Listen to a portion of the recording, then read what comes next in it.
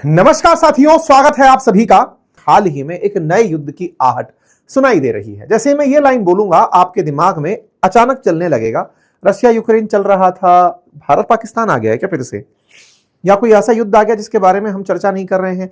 Israel America देख तो लिया सर, मतलब इजराइल अमेरिका ईरान लेट तो लिया, नहीं।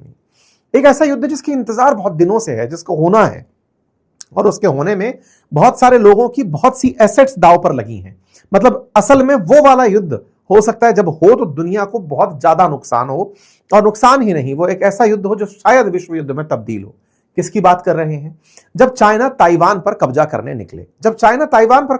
निकले, और अमेरिका ताइवान को बचाने आए, उस समय दो सुपर पावर आपस में शक्ति परीक्षण करेंगे। आप सवाल पूछेंगे ऐसी बातें क्यों हो रही हैं? हाल ही में चाइना को एक बहुत बड़ा ब्रेक थ्रू मिला है अमेरिका के ईरान के सामने ना टिक पाने पर। जब अमेरिका को पूरी तरह ईरान ने स्ट्रेट ऑफ हॉर्मुज को कंट्रोल करके लोगों से रीनेगोशिएट करने पर मजबूर कर दिया, उसके बाद से चर्चाएं चलना शुरू हो रही हैं कि शायद अब चाइना कुछ बड़ा स्टैंड लेने जा रहा है। हेडलाइन बनती है बीजिंग प्रिपेयरिंग फॉर कन्फ्लिक्ट, और इस कन्फ्लिक्ट की कहानी में कुछ ऐसी बातें जिसे देखकर बड़ा ही असहज और असामान्य स्थिति लगती है, और वो ये है कि यहां पर हजारों ऐसी बोट जो हैं वो ईस्ट चाइना सी में देखी गई हैं जो सामान्य तरीके से नहीं देखी जा सकती, क्योंकि ताइवान जो है ना वो एक आइलैंड एरिया है। आइलैंड को चारों तरफ से घेरने के लिए नावों का ये विशेष अरेंजमेंट फिलहाल सुर्खी बना हुआ है। चाइना इन आइलैंड्स की बदौलत ही ताइवान तक भविष्य में कोई सुरक्षा पहुंचे उसको बाधित करने की इच्छा रखता है, और अगर कल को युद्ध अमेरिका और चाइना के बीच होगा तो इस साउथ चाइना सी को कंट्रोल बिल्कुल वैसे ही किया जाएगा जैसे स्ट्रेट ऑफ हॉर्मुज को ईरान कर रहा है। ये कुछ चोक पॉइंट्स हैं जिन पर नियंत्रण रखने के बारे में चाइना ऑलरेडी विचार कर रहा है। अब चाइना की बात करते हैं ताइवान के साथ। तो देखिए क्या है कि चाइना के ये जो पूरी 9 डैश लाइन है जिसमें इसके बड़े बड़े आइलैंड्स आते हैं, उन्हीं की जद में आता है ताइवान, जो कि एक आइलैंड जैसा देश है। देश क्या है, उसकी इंडिपेंडेंट मान्यता तो देश की नहीं है, लेकिन ताइवान खुद को देश मानता है। दुनिया के देश उसको देश के रूप में मान्यता नहीं देते, कुछ ही देश है जो उसे देश के रूप में मान्यता देते हैं। यह है ताइवान। अब इस ताइवान को चाइना कब्जाना चाहता है, लंबे समय से मंशा है कि इसके ऊपर मैं अपना नियंत्रण स्थापित करूं। अब क्या कहानी है वो सुनते हैं। असल में क्या हुआ, लंबे समय तक चाइना इस ताइवान पर कब्जा करने के लिए कभी अपने हवाई जहाज भेज देता है, कभी यहां पर नेवल शिप्स को चक्कर कटाने लगता है। इस बार बड़ी एक असामान्य घटना है जो रिपोर्ट की गई। बताया गया कि दिसंबर 2025 और जनवरी 2025 में चाइना ने ताइवान, देखिए साउथ चाइना सी तो पहले ही इनके कब्जे में है, मतलब एक तरह से समझिए कि चाइना का साउथ चाइना सी पर पूरा कंट्रोल है। कोई भी दुनिया का देश कुछ भी बोले, लेकिन स्ट्रेट ऑफ हॉर्मुज से आप रिलेट कर पाएंगे।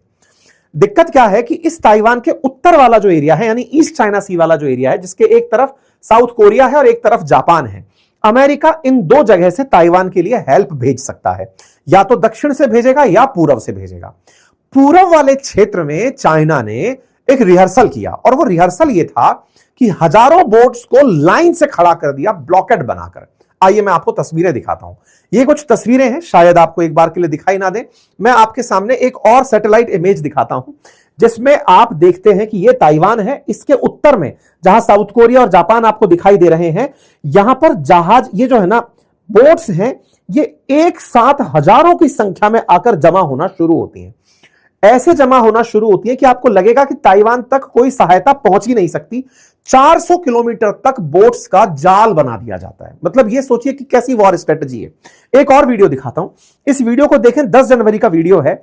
यहां पर ताइवान के उत्तर की तरफ, जहां से साउथ कोरिया और जापान से मदद आ सकती है, क्योंकि अमेरिका का बहुत बड़ा एयरबेस, जैसे सेंटकॉम का मुख्यालय है ना अपने कतर के अंदर, ऐसे समझिए कि पूरा इंडो पैसिफिक का सबसे बड़ा मुख्यालय जापान में है। इतनी बड़ी सेना है, फिर साउथ कोरिया में है। इन दोनों से कोई मदद ना आ पाए, उसके लिए इन्होंने यहां पर इतना बड़ा जमावड़ा बोट्स का लगा दिया। मतलब एक रिहर्सल जो कोऑर्डिनेटेड था, उल्टे एल आकार का, ताकि यहां से जब भी कोई सहायता चले तो उसे उलझा दिया जाए। ऐसा इन्होंने अभी एक रिहर्सल किया। ऐसी बोट्स थी साथियों जिन्हें समुद्र के अंदर लाकर खड़ा कर दिया। आप कहेंगे ऐसी कितनी बोट है चाइना के पास? रिपोर्टेड है कि चाइना के पास 16,000 से ज्यादा मछली पकड़ने की बोट्स हैं, और इन बोट्स के दम पर वो पूरे समुद्र में जहां जहां कर्ज दिया हुआ है, जहां जहां प्रभाव क्षेत्र है, वहां पर फिशिंग करने पहुंच जाता है।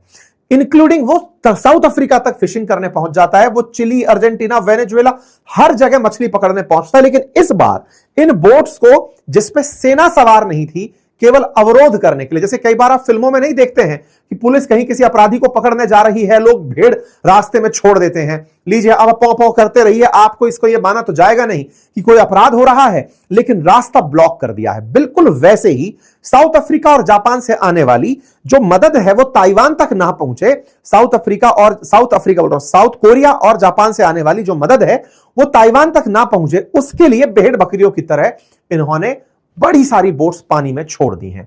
यह जानकारी जब बाहर निकलकर आती है तो यह चर्चा फिर से दोहराने लगती है कि चाइना वालों ने जो फिशिंग वेसल पानी में उतार रखे हैं, उनका डोमिनेंस क्या इस पर्पज से था कि एक दिन वो उसका ब्लॉकेड पानी में पैदा कर देंगे।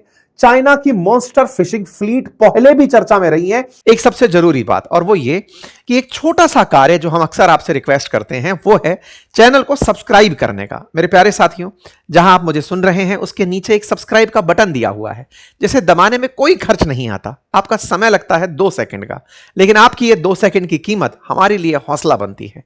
अगर आप इस छोटे से काम को करते हुए आगे बढ़े तो ये हमारे लिए बहुत ही सकारात्मक रहेगा, हमारे हौसले को बढ़ाएगा, हम आप तक और अच्छा काम लेकर पहुंचेंगे ये और सुनिश्चित करेगा। आइए आगे बढ़ते हैं। चाइना लगातार जब से रशिया यूक्रेन चल रहा है तब से लगातार सोच रहा है कि ताइवान पर हमला करने का सबसे आसान तरीका और वो तरीके कौन से हो जिससे अमेरिका जब इसे बचाने आए तो हम इसके सामने खड़े हो जाएं। जैसे अभी रिसेंटली जब आपने बागची का बयान सुना होगा, ईरान के विदेश मंत्री ने यह कहा था कि अमेरिका को लगता है कि हम तैयार नहीं थे युद्ध के लिए। हम लोगों ने 20 साल तक, लगभग 2 दशक तक अमेरिका को अपने पूर्व में यानी कि अफगानिस्तान में और अपने पश्चिम में यानी कि इराक में झगड़ते हुए देखा है। हमें अमेरिका की सारी स्ट्रेटेजी आती है। 20 साल से इस दिन का इंतजार कर रहे थे जब अमेरिका हमसे लड़ने आएगा, इसीलिए उन्होंने मोज़ेक सिस्टम अपनाया था। ताइवान पर चाइना लंबे समय से हमला करना चाहता है, लेकिन अमेरिका उसे बचाने आएगा, अमेरिका उसको वेपन देगा, अमेरिका कोरिया से, साउथ कोरिया से, जापान से अपनी वेसल्स भेजेगा, उनसे निपटने की यह तैयारी लंबे समय से कर रहा है। वही बात है, अमेरिका जैसे यूक्रेन के अंदर देखता है कि कैसे अमेरिका मदद पहुंचाता है, वैसी मदद यहां भी पहुंचाएगा। तो उनकी वॉर स्ट्रेटेजी में यह एक वॉर स्ट्रेटेजी सुर्खी बनती है, और जब यह सुर्खी बनती है तो तमाम जगह पर यह बात चलने लगती है कि अब चाइना जो रिहर्स कर रहा है वो शायद इस दिन के लिए है। सोशल मीडिया पर बहुत तेजी से यह वायरल होने लगती है कि समंदर के अंदर इतनी मछली पकड़ने वाली बोट एक साथ क्यों आई और ये क्या तरीके थे सोचने के, ये बात आई। साथियों, जो नए युद्ध की सुगबुगाहट ये बिल्कुल वैसे ही है कि ईरान अमेरिका होना ही था, पहले से तय था। ऐसे ही चाइना ताइवान होना ही है। अमेरिका खुद मानता है, ये हमने खबर आपको पहले भी बताई है कि अमेरिका के कमांडर्स का मानना है कि ताइवान पर 2027 में चाइना चढ़ाई कर देगा।